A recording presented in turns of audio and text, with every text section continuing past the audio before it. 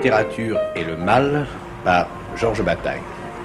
Monsieur Georges Bataille, je voudrais que nous examinions le titre d'abord de ce livre avant d'entrer dans le livre lui-même. Le titre déjà permet de poser un certain nombre de questions. Quel est le mal dont vous parlez? Il y a, je crois, deux sortes de mal qui s'opposent principalement.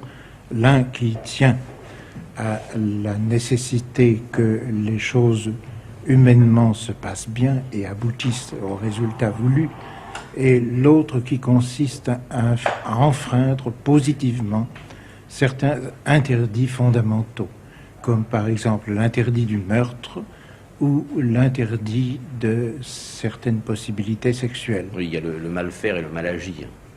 Oui. Est-ce que ce titre veut dire que le mal et la littérature sont inséparables, fondamentalement? À mon sens, oui.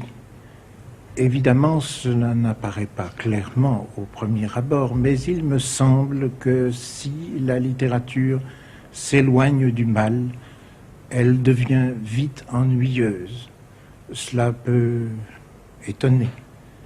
Cependant, je crois qu'on doit apercevoir assez vite que la littérature doit mettre en cause l'angoisse, que l'angoisse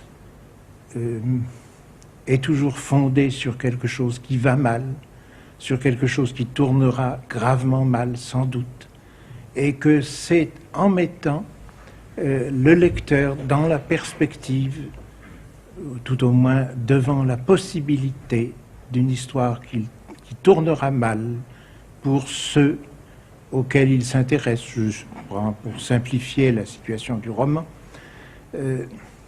C'est en mettant le lecteur devant cette perspective désagréable qui crée une tension que la littérature évite d'ennuyer le lecteur. Par conséquent, un écrivain, ou en tout cas un bon écrivain, est toujours coupable d'écrire. La plupart des écrivains n'en ont pas conscience, mais je crois à cette culpabilité profonde. Écrire et tout de même faire le contraire de travailler.